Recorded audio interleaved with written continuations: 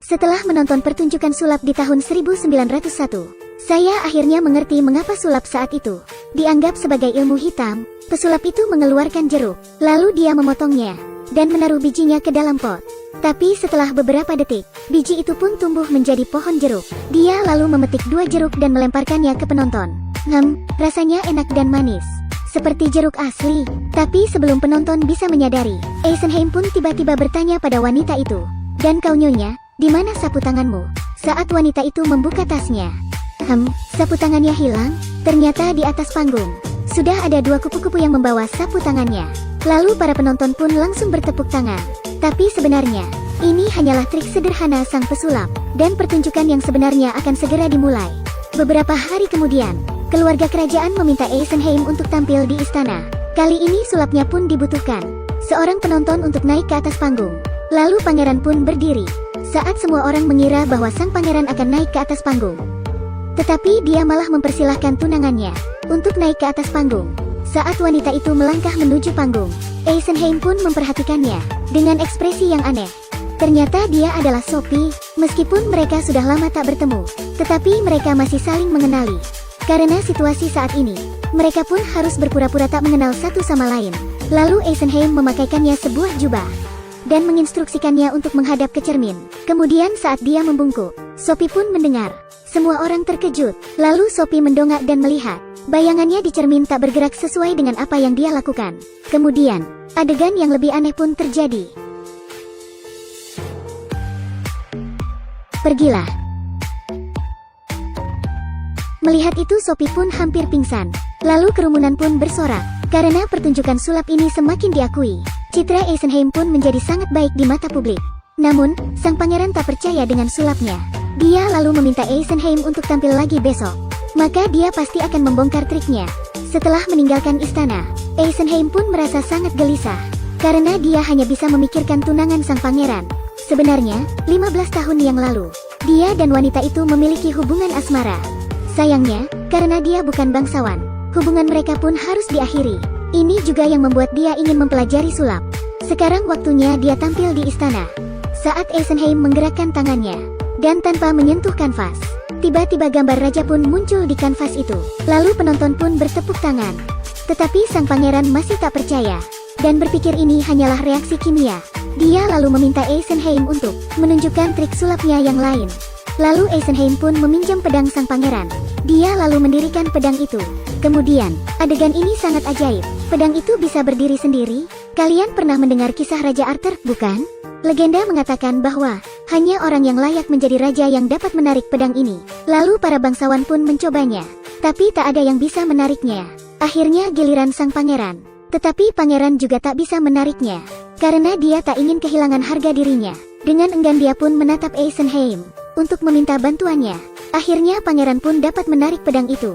Setelah pertunjukan, Sophie pun mendatangi rumah Eisenheim untuk menasihatinya agar tak memprovokasi pangeran lagi. Mereka berdua pun ada di dalam kamar. Karena kerinduan yang mendalam, mereka pun mau tak mau menghabiskan malam bersama. Setelah itu, Sophie juga mengungkapkan rencana sang pangeran untuk mengumumkan pernikahannya.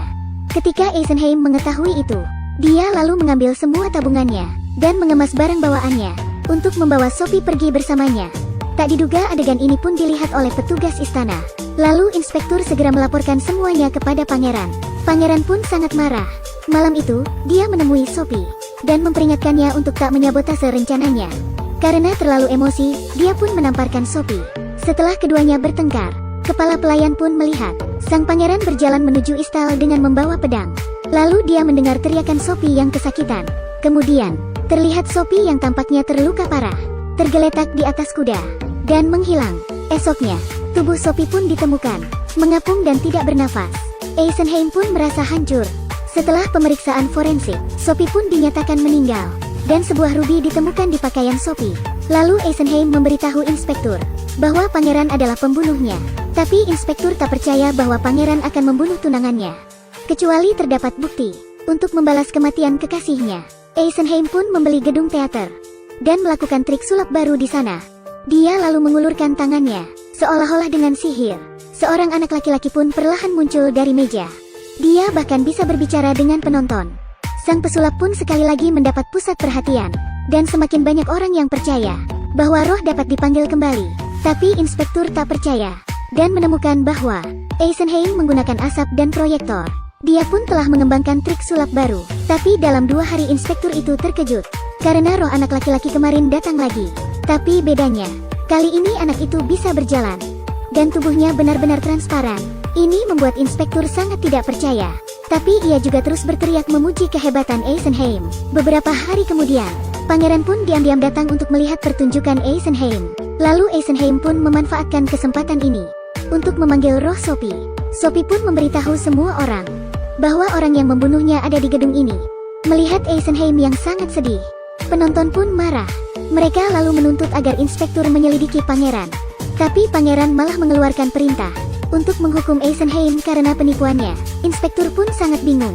Dia tak tahu harus melakukan apa karena berada dalam posisi yang sulit. Dia pun menemui Eisenheim dan menasihatinya, jangan panggil Sophie lagi. Kalau tidak, dia tak akan tenang di surga. Tapi Eisenheim tak ingin mendengarnya. Dia tak akan berhenti untuk memanggil roh Sophie sekali lagi. Lalu Sophie menjelaskan tentang bagaimana pangeran menganiayanya. Dia juga kehilangan kalungnya di istal. Lalu para penonton pun memprotes pangeran. Tapi inspektur malah, ia ingin menangkap Eisenheim karena mengganggu ketertiban umum. Saat dia ingin menangkapnya, ternyata itu roh Eisenheim. Lalu Eisenheim pun berdiri dan tubuhnya melewati pedang. Perlahan dia pun menghilang karena dia menghilang tanpa jejak. Inspektur pun memerintahkan untuk mencarinya. Namun, Eisenheim tetap tak bisa ditemukan. Tapi ia tak sengaja menemukan sketsa kalung Sophie. Lalu inspektur pun pergi ke istal. Dia lalu menemukan kalung dan batu permata di sana. Ternyata permata itu cocok dengan bagian dari pedang pangeran. Inspektur pun memutuskan bahwa pangeran adalah pembunuhnya. Dia lalu segera menemui pangeran dan mengatakan bahwa dia tak bisa lagi memimpin kerajaan. Pangeran pun sangat menyadari itu. Dia lalu menertawakan kebodohan semua orang karena percaya dengan trik sederhana seperti itu. Dia juga mengatakan bahwa Eisenheim telah mengambil pedangnya dan sengaja mengambil permata itu dan membuangnya agar terlihat dialah pembunuhnya. Tapi inspektur hanya percaya pada bukti. Dia masih yakin bahwa pangeran membunuh Sophie dan akan melaporkan semua rencana pangeran ke raja. Pada akhirnya, sang pangeran pun bunuh diri. Lalu inspektur menerima sebuah buku yang isinya adalah trik sulap. Kemudian dia menyadari kalung di sakunya telah hilang. Saat dia terus mencari, dia pun melihat sosok Eisenheim. Lalu dia segera mengikutinya. Ternyata Eisenheim pergi ke stasiun kereta. Setelah kereta itu perlahan berangkat, dia pun menyadari bahwa dia telah ditipu. Jadi, kematian Sophie adalah palsu. Semua ini hanyalah trik Eisenheim, dan tujuan utamanya hanya untuk terus bersama Sophie dengan memanfaatkan inspektur. Tapi setelah mengetahui kebenarannya, inspektur malah menjadi sangat senang karena kasus ini telah terpecahkan. Dan ini semua hanyalah trik Eisenheim. Saat ini sang pesulap sudah kembali ke kampung halamannya bersama Sophie untuk menjalani kehidupan yang bahagia. Film ini berjudul The Illusionist. Kali ini sutradaranya memberikan kita film dengan plot twist yang tak terduga. Dan trik yang dilakukan sang pesulap akhirnya terungkap di akhir. Alur ceritanya pun tak mudah untuk ditebak. Meskipun film ini dirilis tahun 2006, tapi visual yang disajikan sangat bagus. Lalu trik mana yang kalian sukai? Apakah pohon jeruk, atau pedang Raja Arthur, atau mungkin tentang roh? Tulis pendapat kalian di kolom komentar. Jangan lupa untuk like, dan nantikan video kami selanjutnya. Sampai jumpa lagi.